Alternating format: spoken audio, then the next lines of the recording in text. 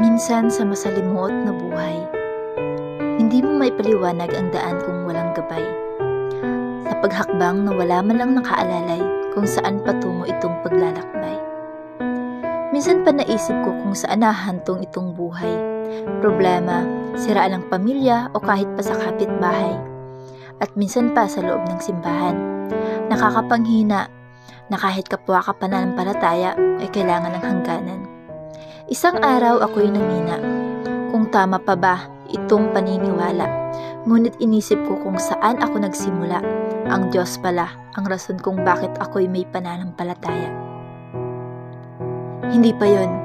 Kinailangan ko pang subukin ng Panginoon kung sa pananampalataya ko ba sa Kanya ay dapat ibangon na sa buhay ko'y parang gulong ang sitwasyon. Ganun pala kapag sinusubok ng panahon. Kailangan mong isipin kung paano bumangon kung sa pagsuko ba ang magiging rason o pananampalataya sa Panginoon. Sa paglalakbay ko, hindi naging madali dahil kinailangan kong pumili. Kung sa pananampalataya ay mananatili o sa makamundong bagay na puno ng mali. Hindi madali ang buhay Kristiyano. Sa ibang tao, ikay perpekto. Mahirap magkamali dito sa mundo. Kaya minsan tayo ay nakikipagtalo. Nung naging bukas ang aking puso, sila pala ay bahagi para ako'y matuto. Di mo kailangan maging negatibo kung sa lahat ng iyon ay bahagi ng plano. Kaya salamat sa Panginoon. Ako'y di iniwan sa sitwasyon. Kahit na malayo, siya ay laging tumutugon kahit pa umabot sa masalimuot na panahon.